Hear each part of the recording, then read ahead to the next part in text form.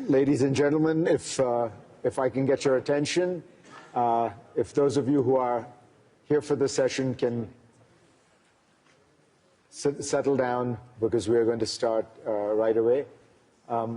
If I can also just do a few moments of housekeeping with you, which is this session is being recorded for my Sunday program, and so not that I suspect this would happen, but if any of you have the thought of spontaneously booing or applauding, it would be better if you could save that all to the end of the interview, so that we can have an engaged conversation. I welcome the President's wife, who is also here, and welcome all of you, of course, in joining us for an important conversation. President Herzog, welcome. Thank you. Thank you very much, Farid. It's always great to see you. Thank you. So, since we've last spoken, it does seem as though Israel's strategic position has improved remarkably. Iran has been defanged. President Trump says the nuclear program is obliterated. The Syrian government, which has long been a foe of Israel, has been overturned.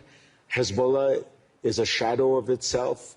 And Hamas is, at the very least, neutered in all substantial forms. Israel controls Gaza. To you, does this feel like Israel is in a more secure and commanding position than it has been in decades?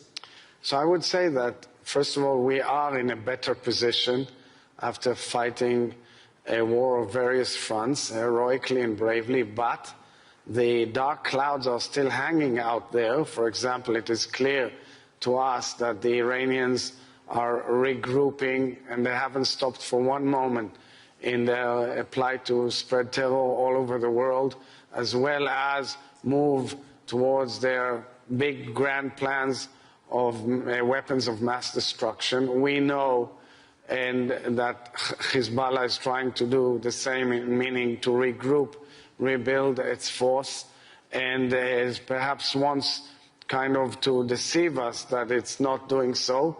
And we know that the Houthis are out there still conniving and planning terror attacks. We should not sit on our laurels in any way. And of course in Hamas is still there in Gaza, holding our last hostage, Ran Gvili, who we are screaming out loud to bring him back home according to the agreements that were agreed upon. So I would say, all in all, the balance sheet is better, but we should not be kind of over optimistic and believe that all is well, because we live in a dangerous circumstance and, of course, in a volatile region. When you look at Iran and you see these recent protests, which really have been the most widespread, certainly in several years, and the government is much weaker, both economically and militarily, do you think the Iranian regime is in danger of collapsing? And can the outside world do anything to help hasten that collapse? The Iranian people are yearning for change. The Iranian people deserve change. They deserve decent life.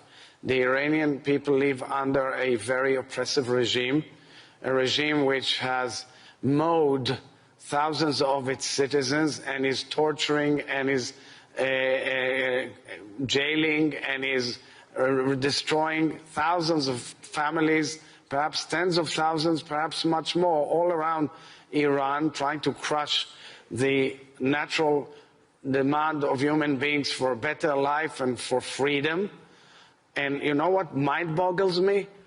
All those who've attacked us for defending ourselves, where are they? Where's Susan Sarandon? Where's Cynthia Nixon? Where are all of these people? Why don't we see them demonstrating in front of the Iranian embassies or demonstrating in the streets of cities all over the world and crying out loud and saying, we support the Iranian people?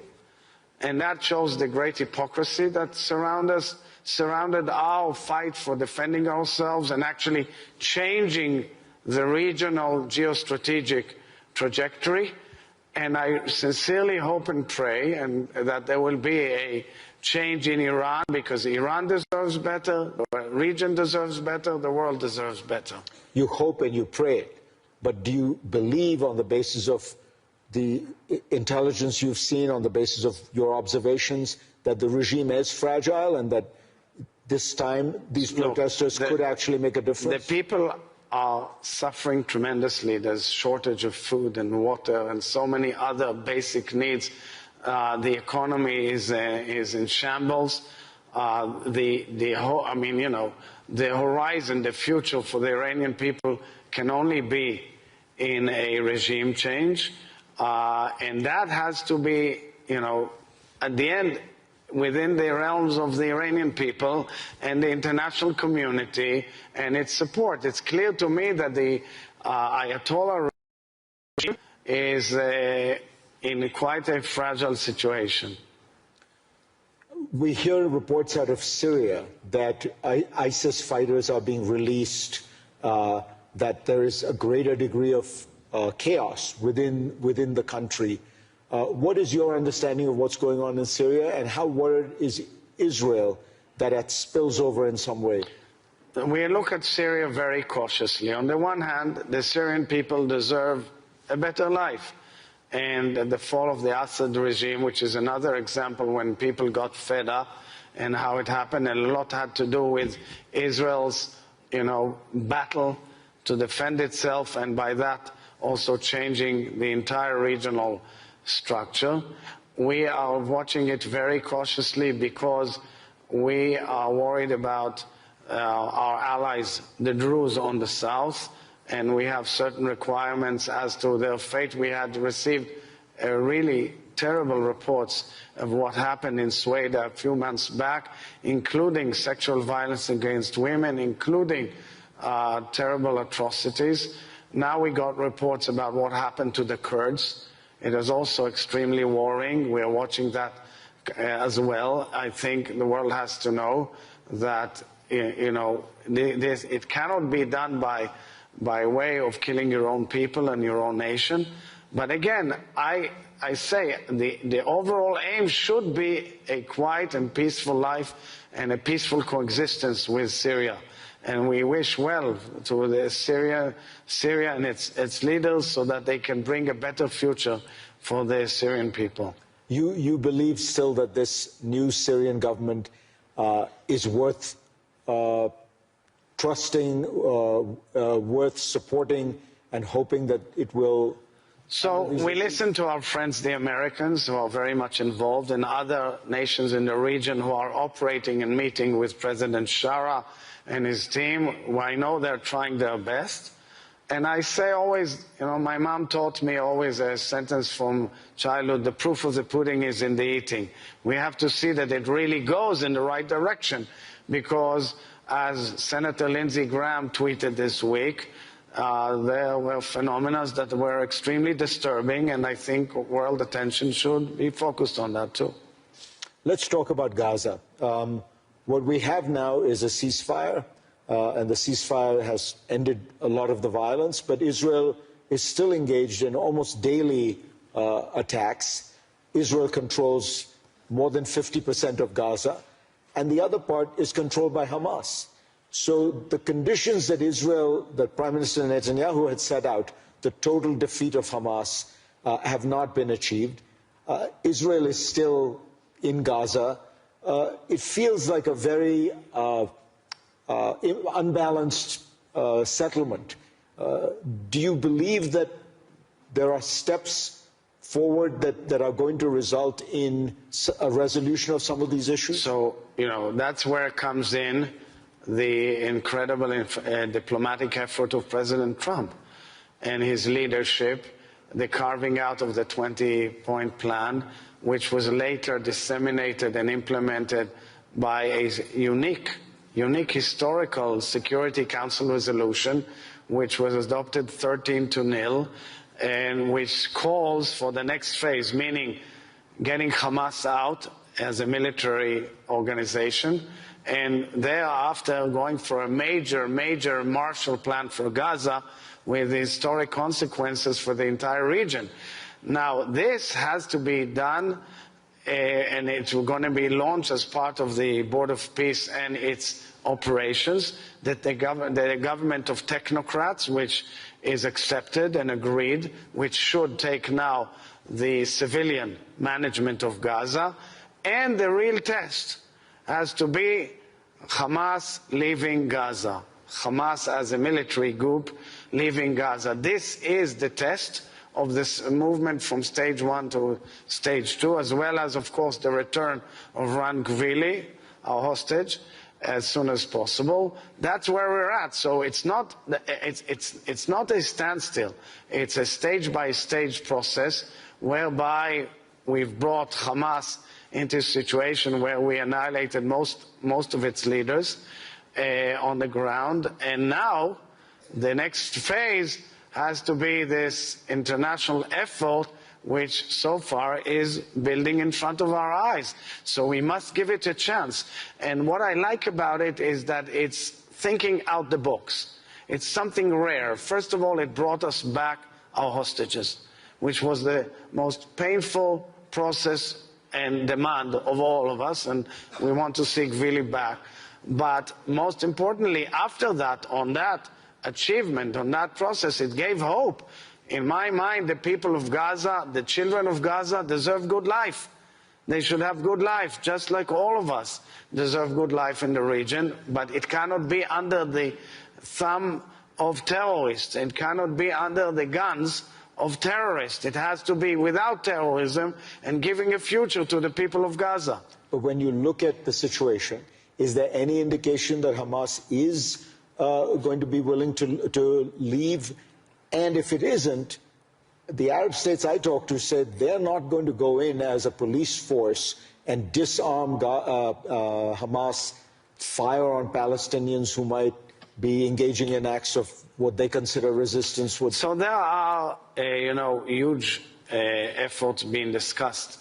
In these very moments, actually, in the halls of this conference, many ideas were discussed by many partners and people who are dealing with it.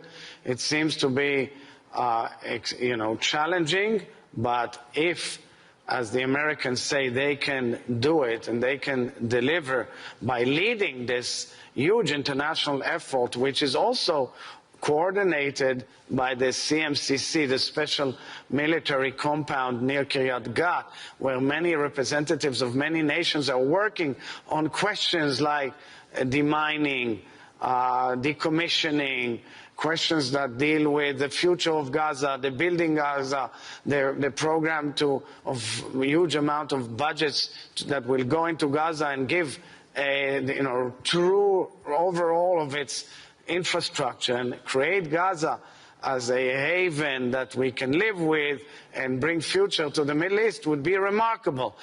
We are now in it. It has to be tested. It is clear that no one is willing to go into Gaza and fight except our military and our soldiers, our sons and daughters.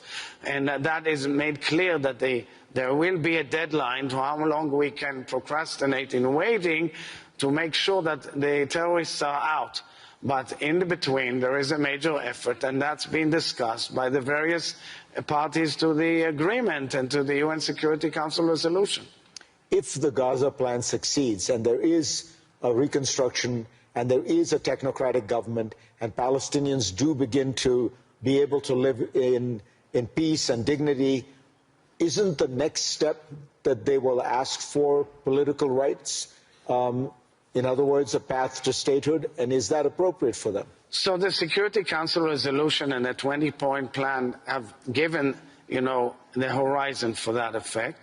And I think that's a very important horizon which has to be discussed, because the issue will be whether there are reforms on the Palestinian side, and how do you make sure that there will be peace and security for the Israelis, and how we move on as nations in the Middle East. I think the greatness of the process right now is that it is also based on regional elements, and the fact that it's a regional process also gives strong winds to many new facets in the dialogue, such as economic improvement, economic dialogue, economic benefits, and so forth and so on, that give vested interest to the people to see that there is a future rather than going to terror.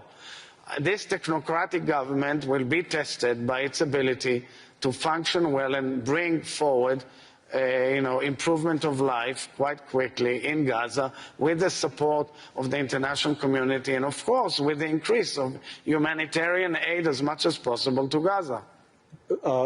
Saudi Arabia has said that it will normalize relations with Israel only if there are serious and irreversible steps toward Palestinian statehood. Do you think that that is a deal that is conceivable? Look, Saudi Arabia is a very, very important nation, and I always say it's my dream to see the Crown Prince and the leader of Saudi Arabia sign with us an agreement of moving forward. But right now what we have is the platform of the Abraham Accords, and the Abraham Accords were carved out in the first term of President Trump and has shown immense sustainability throughout the storm that has we have seen in the Middle East. Throughout very difficult years, the Abraham Accords have shown immense impact and immense strength and resilience, and we want to see more nations in the Abraham Accords. Take, for example, the enormous role of the United Arab Emirates in what we've seen, the huge humanitarian aid in Gaza, building hospitals in Gaza, being heavily involved in various processes such as the Board of Peace, and maintaining very strong relations with Israel. And Saudi Arabia is the most important house of the Sunni, the Sunni Muslims around the world, with the holiest places for Islam, and I think that the vision of Saudi Arabia and Israel is a vision of rapprochement between Jews and Muslim, which should be the future vision of the Middle East. And therefore, could Israel agree to its conditions? So I'm saying because it's being dealt with also with other elements. The Crown Prince, Sheikh Mohammed bin Salman, in the White House, in the Oval Office, mentioned, of course, the pathway for a Palestinian state. It is clear the position of the Saudis, and I'm sure that once we move on to the next phase of the Gaza plan and further processes, things will be discussed. Right now in the West Bank, though, things seem to be moving in the opposite direction. There are more settlements, more violence against Palestinians, more annexations. Isn't that making a two-state solution impossible? So I would say that, Israel is going into an election year, and it's going to be a very heated public debate on many, many issues. The issue of the two-state solution, Palestinian state, is an issue that is one of these issues that will be debated. As head of state, which is not involved in the political system, I'm cautious as commenting exactly on the outcome of each of these issues and how they will be discussed and what is the right path. I would say also that I've said it previously also in our previous interview, that following October 7th, there is a lot of rethinking and reanalysis amongst Israelis about what is the best way of living together with our neighbors. I think it's a must that we build a future of coexistence and peace between Israelis and Palestinians. But what will be the political format and the outcome will be discussed also in our elections. Before the October 7th massacres, in the previous period of the kind of internal political debates in Israel, you did weigh in when it seemed to you that Israel's constitutional structure was being threatened by the current government. Do you worry that that issue will come up again, and will you speak out again? So it will be also a major issue in our political arena and, of course, in the elections. The debate is around the boundaries between the three arms of government. I always made clear, and I keep on making clear, that I give strong support to the independence of the judiciary and, of course, to the way, the nomination of judges and the support to our judges. But the debate as to the boundaries between the three other arms of government is a debate that has been there with us for about a generation or so, and it is also an issue that is touching in many spheres of life in Israel. It will be discussed heavily during this election year, and at least on my part, I'll do my best, truly. I'll put my full weight that the debate and the discussion will not exceed and break the boundaries that must be kept in a decent and honorable democracy and within the rules that should be honored under such circumstances. President Trump has made a direct request to you. He has asked that you pardon Prime Minister Netanyahu in advance for any and all crimes he may have committed. Will you pardon Prime Minister Netanyahu? So I've made clear on numerous times, and people simply sometimes tend to have an oversight. Under our laws and guidelines, any such request has to go through a certain procedure. And right now, the request has to go through the procedure of collecting various opinions by the relevant agencies in the Ministry of Justice. I cannot violate that because, of course, I have to operate according to the rules. I've said time and again that I respect President Trump tremendously. And, of course, we have our own legal system, and I will operate within its ambles. I must say that I've said time and again in the last few years that the court case where Prime Minister Netanyahu is at the center of should have been resolved and should be resolved amicably, and because it has a very negative impact on our system, and I think that solutions should be found. The rest I will leave to the procedure, because at the end I will operate and take my decisions independently according to the rules, the law, and my conscience. And that's what I can say at this moment. But when you say it should be resolved amicably, that suggests you mean that, court cases No, are I said in the past a few times that there should have been a settlement of this case. I mentioned in the Israeli public, it hasn't come to such fruition. And therefore came the process of the request for the pardon, and also the letter and the request of President Trump, which I always respect, but I operate as the head of state of the Israeli nation, and I will operate accordingly. Mr. President, thank you so much. Thank you very much. Thank you. Well, thank you. Do we have questions or no? No, I don't think so. Thank you. Thank you so much. You are a great